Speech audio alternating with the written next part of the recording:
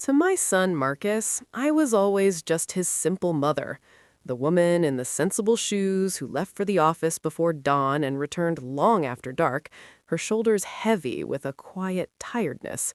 He saw me mend the same winter coat for 3 seasons. He ate the meals I made from whatever was left in the fridge at the end of the week. In his eyes, I was a secretary, a clerk, someone who had worked hard but never arrived, a woman whose life could be contained in a single, modest word: enough. He never knew the truth. I never told him that for the past 20 years, I have earned $40,000 every single month, that I am not a clerk, but Alara Sterling, Regional Director of Operations for a multinational corporation. My signature authorizes contracts worth millions. My decisions ripple across 5 countries and shape the livelihoods of thousands. I built that. I carved it out of nothing with my own 2 hands and a will of tempered steel. But I kept it a secret.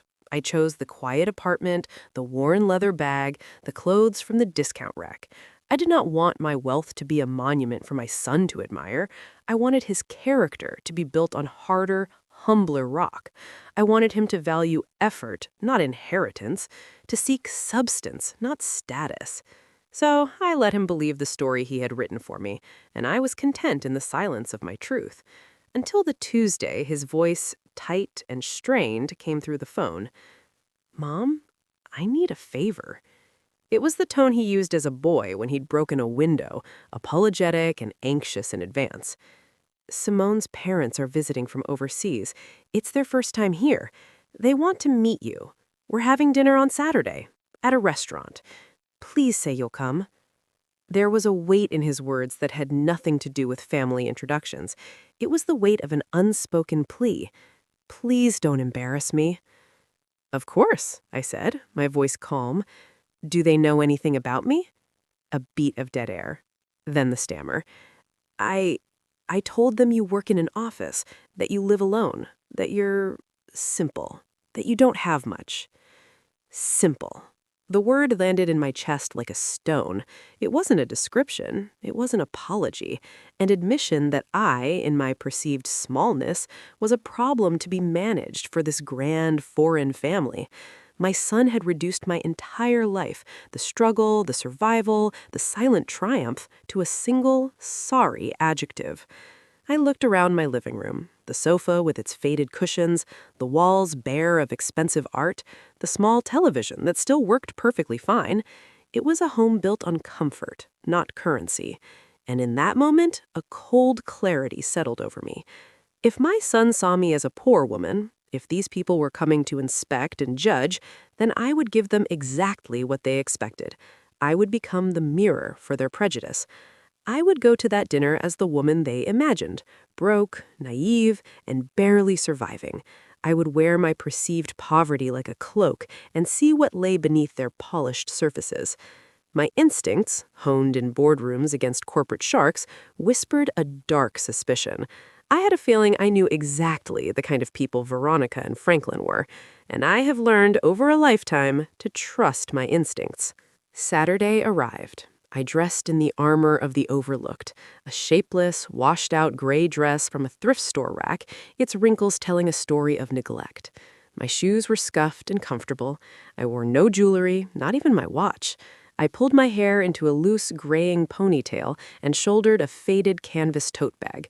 The woman in the mirror was a ghost of hardship, a portrait of dignified struggle. She was perfect. The taxi dropped me in front of Le Sommet, a restaurant where the very air smelled of distilled wealth. Crystal gleamed behind spotless windows. A doorman in white gloves presided over the threshold like a sentinel. I paid the driver and stepped out, a shabby sparrow amidst peacocks. I saw them before they saw me. Marcus, handsome and stiff in a new dark suit, his eyes darting nervously to the entrance. Beside him, Simone, my daughter-in-law, was a vision of curated elegance in a cream sheath dress, her posture perfectly erect, but her gaze was fixed on the door with a pinched, apprehensive expression. And then there they were, seated at the best table like monarchs holding court. Veronica, Simone's mother, was a cascade of emerald sequins and diamonds, her beauty sharp and calculated, her eyes missing nothing. Franklin, her husband, sat immaculate in a gray suit, a watch like a clockwork sun on his wrist, and his expression of practiced seriousness. They were not just rich, they were advertisements for rich. I walked in, my steps small and hesitant. Marcus's eyes found me, widened, and then flickered with something like panic. He took in my dress, my bag, my entire carefully constructed presentation of lack. "Mom," he said, the words strangled, you made it."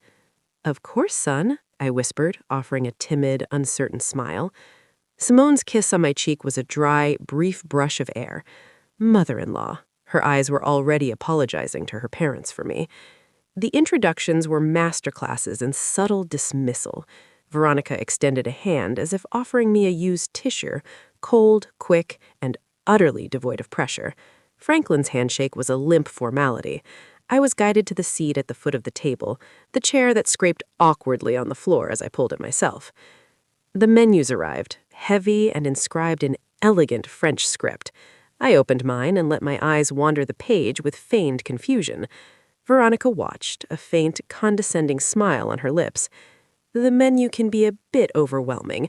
Do you need some help, Alara?" "Oh, yes, please," I murmured, my voice soft. "It's all so foreign." She sighed, a tiny, weary sound.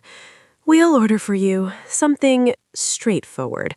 We don't want to overcomplicate things." The subtext was clear. We don't want to waste money on you. The performance began. Over appetizers of things that looked more like sculptures than food, Veronica held the stage. She spoke of their $1,000-a-night hotel suite, the luxury sedan they'd rented, the little shopping that had only run a few $1,000s. Each anecdote was a gleaming brick in the wall of their superiority, thrown in my direction, waiting for me to be impressed. I merely noted, "Oh, how lovely." "And what is it that you do, Alara?" she asked, the question dripping with sweet venom. "I work in an office," I said, eyes downcast. "A little of this, a little of that. Filing, paperwork, simple things." "Ah," she said, exchanging a glance with Franklin that spoke volumes. "Administrative work. Very honest. All work is dignified, isn't it?" "Of course," I replied. The main course arrived. Tiny, exquisite portions on vast plates. Veronica sliced into her steak. $80, she announced, as if reading a sacred text. "But one must pay for quality. We can't just eat anything, can we?" The conversation was a minefield, and she was laying every charge. She asked, with feigned maternal concern, if living alone on your salary is difficult. She sighed with dramatic pity, praising my bravery while lamenting that a mother always wishes to give her children more. The blow was expertly delivered. I was not enough. I had not provided. I was a lack in my son's life. Marcus clenched his jaw under the table. Simone studied her plate as if it held the secrets of the universe, and I just smiled my small, timid smile, letting the noose tighten. Then, over a dessert dusted with edible gold, $30, but the gold leaf makes it worth it. Veronica shifted into her endgame. Her expression turned solemn, falsely compassionate. "Alara, we need to speak as a family. We love Marcus, but we want stability for Simone, for their future. We've helped them so much, the down payment on their house, their honeymoon. We believe in supporting our children." She leaned in. "And you, we know you must be a concern for Marcus, a worry." I said nothing, letting the silence swell. "So, Franklin and I have a proposal. We could provide you with a small monthly allowance, something to make you more comfortable so Marcus doesn't have to worry. Say, $500 or $700? She paused, letting the number hang in the cheap air between us. "In return," she said gently, "we'd only ask that you respect their space, give them the freedom to build their lives without interference." There it was, the bribe. They were offering to pay me $700 a month to vanish from my son's life, to become a quiet, paid-off ghost. Marcus finally broke.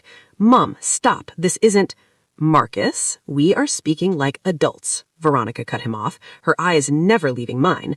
Your mother understands, don't you, Alara?